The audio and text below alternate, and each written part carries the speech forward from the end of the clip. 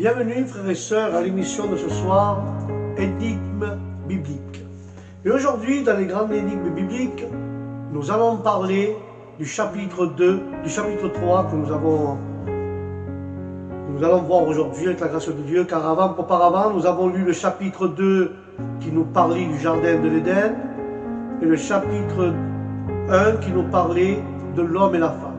Et aujourd'hui, c'est le chapitre 3 qui va nous parler le serpent qui parle. Alléluia. Et là, nous pouvons voir, frères et sœurs, dans l'épisode de la tentation dans le jardin de l'Éden, qui est très connu, le diable, que Dieu le réprimande, s'attaque à la femme et il les matérialise par un serpent qui parle. Le diable se matérialise par un serpent qui parle. Et donc la langue est naturellement fauchue, qui est vraiment ce serpent. Il est présenté comme la plus intelligente créature de Dieu, mais n'est-il pas le ver dans le fruit? Et s'il parle très librement à Ève, pourquoi Adam, à ses côtés, ne l'entend-il pas? C'est une énigme cela. Pourquoi Adam ne l'a pas et point écouté? Lorsque il est maudit par Dieu pour avoir entraîné le couple dans le péché originel, sa puissance est réduite, mais il n'est pas dit qu'il devient muet pour autant. Alléluia. Et l'épisode de la tentation du jardin de l'Éden, qui s'est passé dans le jardin de l'Éden, est une telle importance que nous livrons ici. Car le texte tel qu'il est, dans toute simplicité, frères et sœurs, finalement, tient en quelques lignes. Mais des lignes décisives, voire définitives. Et déjà, nous voici dans la dernière phrase du chapitre 2 de la Genèse et les premiers versets du chapitre 3. Et nous lisons la parole au nom du Père, du Fils et du Saint-Esprit. L'homme et la femme étaient tous deux nus, mais sans n'éprouver aucun gêne l'un devant l'autre. Le serpent était le plus rusé de tous les animaux sauvages et le Seigneur avait fait. Il demanda à la femme, est-ce que Dieu vous a dit, vous devez manger aucun fruit du jardin? Et la femme répondit au serpent, nous pouvons manger les fruits du jardin, mais car au fruit de l'arbre qui est au centre du jardin, qui nous est dit, vous ne devez pas en manger, même ni toucher, de peur d'en mourir. Et le serpent répliqua, pas du tout, vous ne mourrez pas, mais Dieu le sait bien. Dès que vous en mangerez, vous verrez les choses telles qu'elles sont, et vous serez comme lui, capable de savoir ce qui est bien et ce qui est mal. Et la femme vit que le fruit de l'arbre était bien joli à regarder, qu'elle devrait être bon et qu'il donnait envie d'en manger pour acquérir un savoir plus étendu. Elle en prit un et elle en mangea. Puis elle donna à son mari qui était avec elle et il en mangea lui aussi. Alors se virent tous les deux tels qu'ils étaient et ils se rendirent compte qu'ils étaient nus. Ils attachèrent ensemble des feuilles de figuier et ils firent chacun une sorte de tablier. Alléluia. Là nous voyons ce personnage emblématique de cet étrange épisode, que le serpent c'est un animal que toutes les mythologies l'exploitaient dans leur imaginaire et dans leur symbolique, à la fois fascinant, voire hypnotique, est franchement répugnant, et il est présent dans toutes les légendes initiales. Et dans tous les textes fondateurs, nous disions déjà dans le chapitre précédent, et cela se vérifie tout le long de la Bible, et pas seulement dans le chapitre de la tentation, mais le charmeur du serpent est capable, paraît-il, de rendre inoffensif le cobra le plus terrifiant, mais qui fascine et anesthésie l'autre. Quoi qu'il en soit, le serpent va fasciner la femme jusqu'à la séduire. Est-ce que le serpent est un autre Dieu? Le serpent est une énigme à lui tout seul. Il intervient selon la Bible comme le contradicteur de Dieu. Et il est lui-même divin ou divination, congruence donc. Pourquoi est-il divin? En hébreu, serpent s'écrit Nasham. Et ce terme se traduit aussi par divination. Les présages sont des Nasachim. Et pratiquer la divination, c'est un serpentier, Nasham. Nasham, c'est un serpentier. L'un des dieux égyptiens est le cobra, ou Nacha, est un dieu du désert qui donne la mort. Or, Moïse, que la tradition signale comme étant l'auteur du livre de la Genèse, est aussi celui qui a été élevé dans la culture et la religion égyptienne.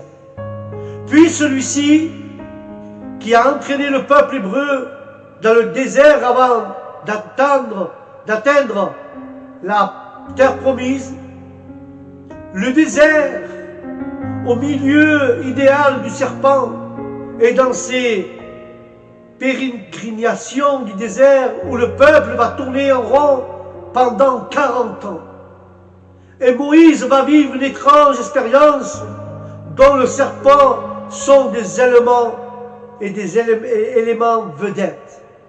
Et en ce temps-là, le peuple se met à douter et de Moïse et de Dieu. Le peuple les critique en disant « Pourquoi nous avez-vous fait quitter l'Égypte pour nous faire mourir dans le désert ?» Alors Dieu envoie contre eux des serpents venimeux. Ils mordent un grand nombre d'Israélites qui en meurent. Le reste du peuple se précipite vers Moïse pour lui demander de faire quelque chose. Et le Seigneur donne les conseils à Moïse. Façonne un serpent d'écrin en bronze et fixe-le sur le perché. Fixe-le sur une perche. Et quiconque qui aura été mordu, et le regardant, il aura la vie sauve. Et dans cet épisode, qui est à l'origine du logo de la médecine moderne, le caducée, un serpent sur une perche, la guérison est ainsi annoncée. Mais dans un langage biblique, le mésaventure des Hébreux est significatif, car les serpents viennent donner la mort, et c'est en regardant un serpent de bronze que la vie est assurée. Et là, jeu de mots encore puisse, si serpent se dit Nachan, bronze se dit Neshoetz. Hébreu ne s'écrivant qu'avec les consonnes.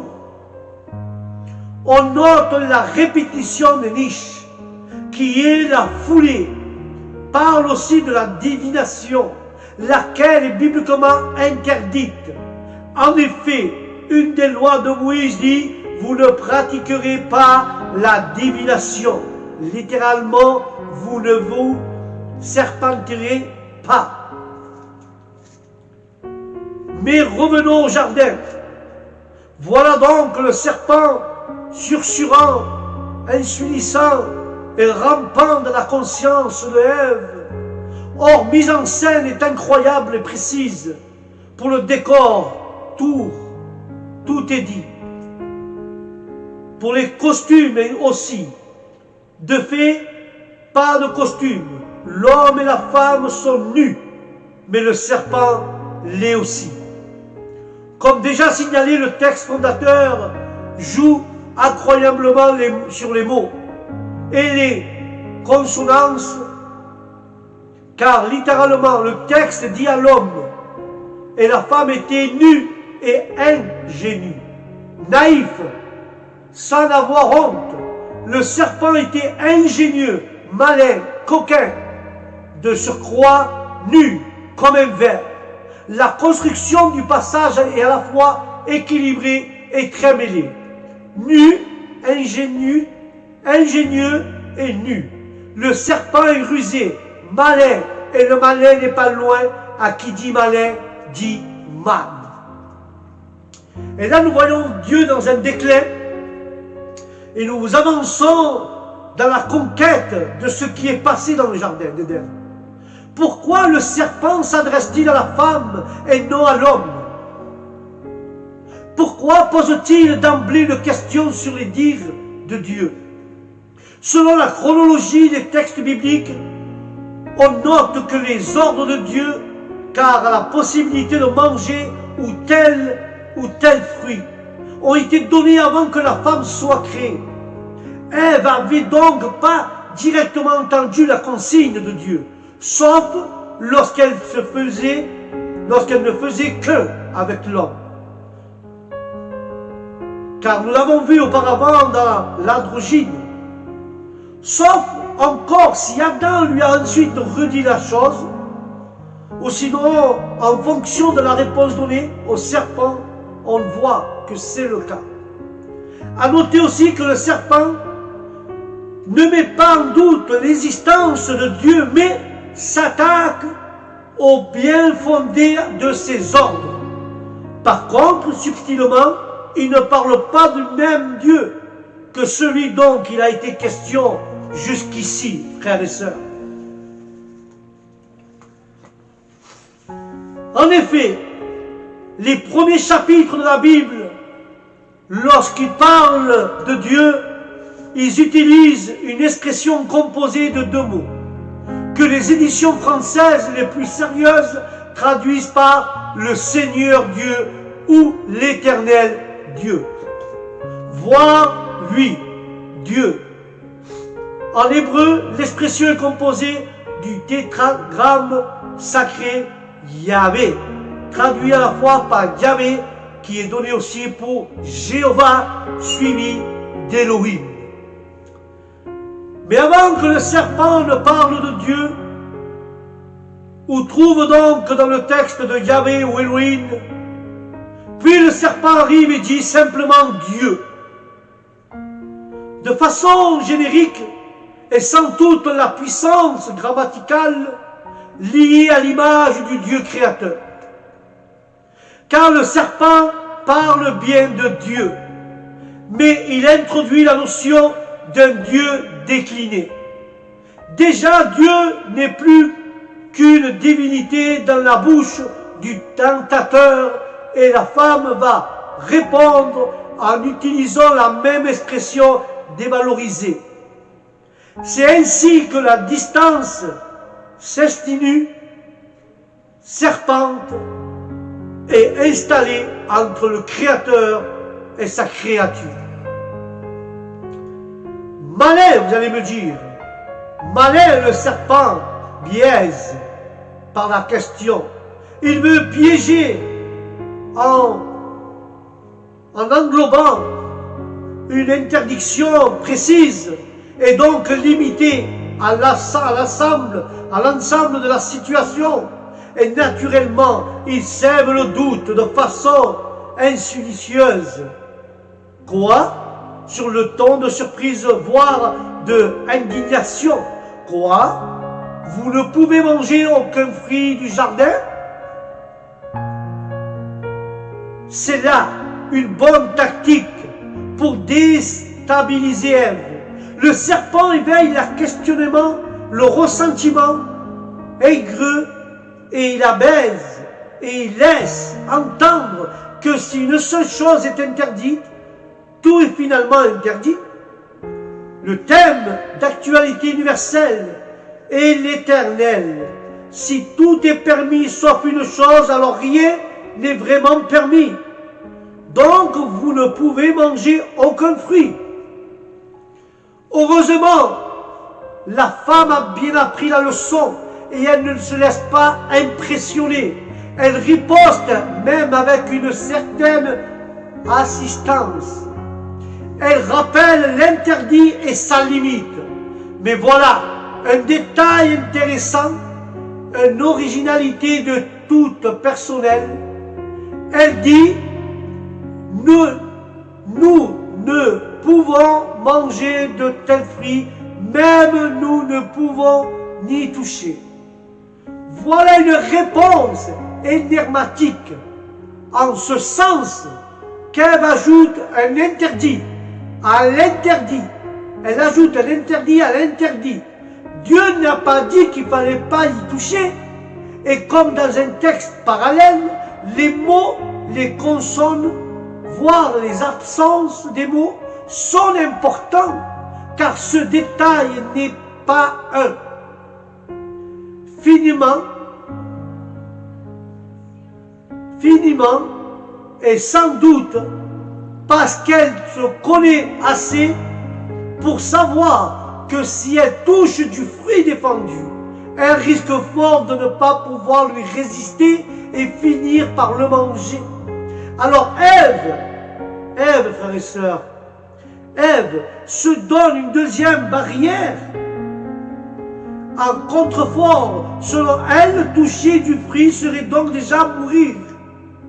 Le serpent a conduit le regard de la femme sur la limite. Après avoir limité et raccourci Dieu en Dieu, maintenant la femme mesure sa frustration et peut-être sa peur de mourir. Mais elle peut même trouver extravagant que toucher un fruit aussi anodin puisse entraîner la mort. Dieu, qui offrait tous les avantages d'un paradis délicieux, devient un Dieu menaçant, mesquin et injuste. Voilà pour la première partie de l'énigme biblique sur le serpent qui parle. La seconde partie sera, ils nous parleront de la suite du serpent, c'est la mauvaise langue. Ça sera la seconde partie du chapitre 3, le serpent qui parle. Nous parlerons de la mauvaise langue. Alléluia. Sur ce, frères et sœurs, c'était juste un petit passage des grandes énigmes de la Bible que je partage avec vous aujourd'hui. Et je vous dis au prochain énigme biblique sur le serpent qui parle, sur son mauvais langage. Alléluia. Sur ce, que Dieu vous bénisse, que la paix de Dieu soit dans votre âme, dans votre esprit, et que toutes les bénédictions que vous attendez, que Dieu vous les accorde, toutes vos prières, que Dieu vous les exauce. Et je vous dis au prochain programme, Shalom.